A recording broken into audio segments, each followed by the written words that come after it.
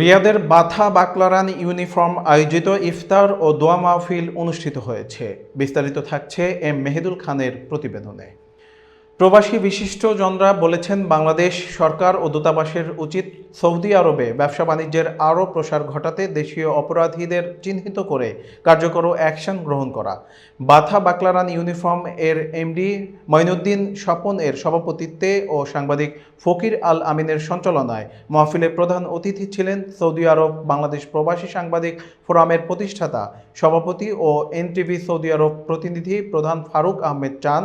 বিশেষ অতিথি ছিলেন ফোরামের সমন্বয়ক সাংবাদিক জাহাঙ্গীর আলম, আলমগীর কবির, ওমর ফারুক ও মোতালেব হোসেন, মতিউর রহমান প্রমুখ।